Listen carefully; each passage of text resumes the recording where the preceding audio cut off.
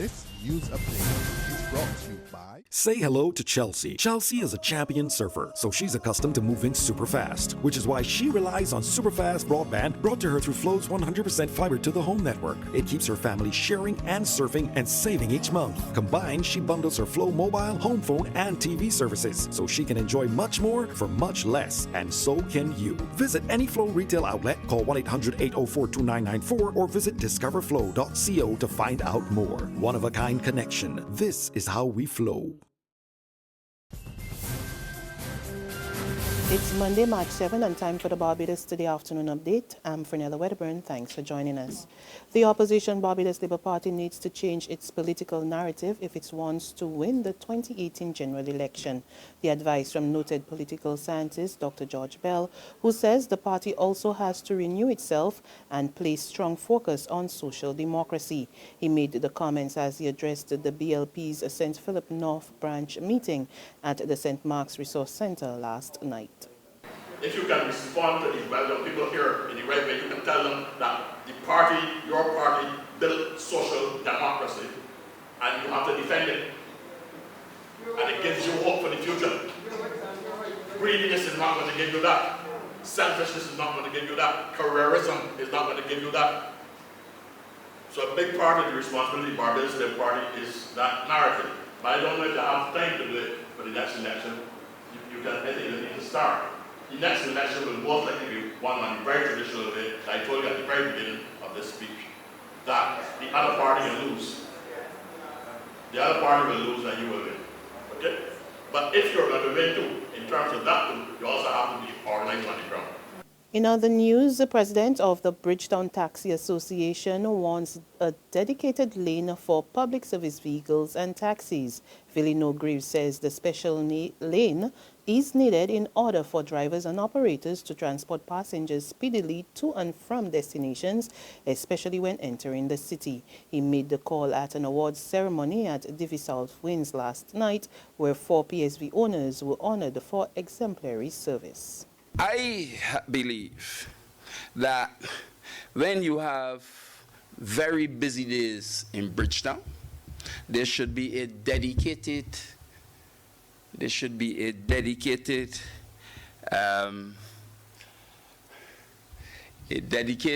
lane for these vehicles from the point of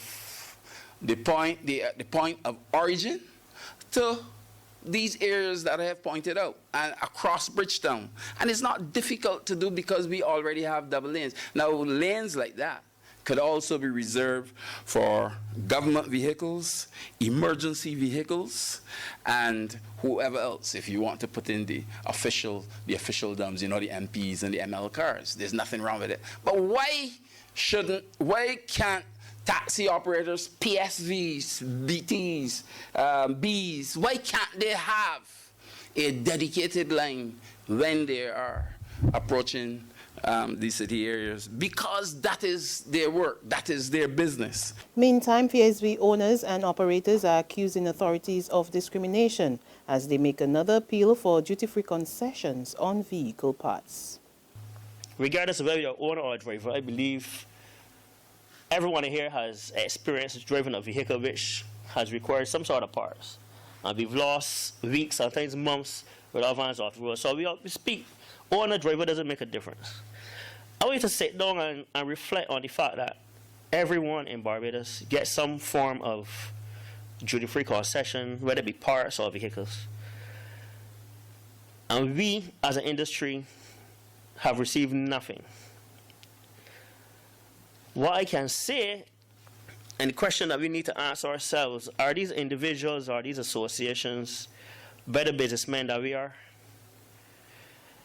Is your livelihood or your ability to support yourselves and your families less important than these persons or these industries who readily have access to these facilities put in place by the government? Are we second-class citizens? Why do we have to beg for incentives which other industries are given readily? That was owner and PSV operator Ian Walcott speaking at last night's awards ceremony. Anglican priest Reverend Beverly Seeley Knight is calling for greater focus on the disabled and women in society, delivering the sermon at the St. James Anglican Church, marking the launch of Disabled Month yesterday. Reverend Seeley Knight made it clear that these groups had been marginalized for too long and that needed to change, especially as the country joins the rest of the world tomorrow in celebrating International Women's Day. Interesting enough, a number of things are taking place which also demand our attention. For example, March is designated Month of the Disabled, and on Tuesday we mark International Women's Day. And for a very long time, these groups have been among those marginalized, stigmatized, and caught up in the frenzied exchange of honor and shame. Do we see ourselves as one? Do we insist on policy which will enable them to equal rights, privileges, and opportunities? In sports, strugglers Belfield scored a stunning upset yesterday evening when they defeated the third-place Weymouth Wales 3-1, as action in the Digicel-sponsored Barbados Football Association's Premier League continued at the Wilde St. Michael AstroTurf. It all began in the 5th minute when Shamir Collymore put the underdogs in the lead, but Wales quickly responded when Hayden Holligan equalized a minute later. Robert Johnson made it 2-1 in the 49th minute, and with the clock ticking down on the game, the Wales trying desperately to bring parity to the encounter, Alvin Chapman made it 3-1 in extra time.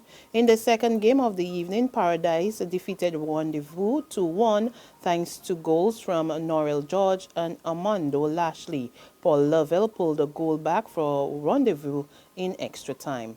In keeping with this year's league script, the Barbados Defence Force sports program defeated Britain's-Hill 1-0 thanks to a 60th minute goal from Romario Hayward. There's regional and international news after this short break. Secure your future, be financially strong. Since 1983, we have been there for you. A smart range of products, great tax benefits. We're the solution to your hopes and your dreams. The Barbados Workers Union Cooperative Credit Union. The Barbados Workers Union Cooperative Credit Union. Humble beginnings to smart loans, smart savings. Save smart and borrow smarter, that's the move for me. Stability, prosperity, we're the solution to your hopes and your dreams. The Barbados Workers Union Cooperative Credit Union. The Barbados Workers Union Cooperative Credit Union. Lord, these papers ain't selling at all. Get your paper. Only $2.25, get your paper, miss. Look, take it, I can pay for it. Barbados today, all the way.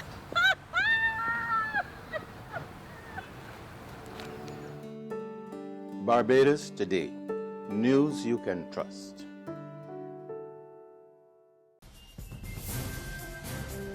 Regionally, officials in Venezuela are searching for 28 miners who allegedly disappeared from the southern state of Bolivar. Family members reported their relatives missing after they failed to return home last Friday. There are now fears that the miners who work at the Atenas gold mine were killed by a gang trying to take control of a wildcat mine near the town of Tumeremo. But Governor of Bolivar State says soldiers who went to investigate found no evidence of a massacre and accused local politicians of trying to stir up unrest in the remote region. 2 investigators are currently probing the incident. And on the international scene, North Korea says it will make a preemptive and offensive nuclear strike in response to a joint U.S.-South Korea military exercise that began on Monday. The warning came in a statement by the National Defense Commission of North Korea and published in a state-run Korean Central News Agency. More in this report from the CNN. I think this has certainly been expected because this is going to be the first day of those joint military drills between the US and South Korea.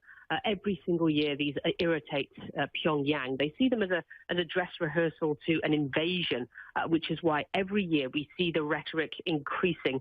Of course, this year it's more tense than usual because of the backdrop. Of course, we have the UN sanctions that were just passed last week, and then obviously the North Korean reaction to that. They test-fired a multiple rocket launch system, and also you had Kim Jong-un saying that he wants his nuclear weapons at the ready to use whenever necessary. And of course, today then you have this uptick in the rhetoric once again, saying that the National Defense Commission, a very high power in North Korea, saying that they are preparing a preemptive and offensive nuclear strike if these drills go ahead. Now, obviously, officials will be taking it very seriously, but they will also be taking it in the vein that this has been threatened many times before. And that's news and sports, but for the very latest, visit our website at www.barbadostoday.bb. Also, subscribe to our e-paper, email updates, and like us on Facebook. We're also on Izumi Media in bus terminals or screenplay at supermarkets and gas stations near you, as well as Channel 99 on Flow TV and Mix 96.9 FM. I'm Fernella Wedderburn. Good afternoon.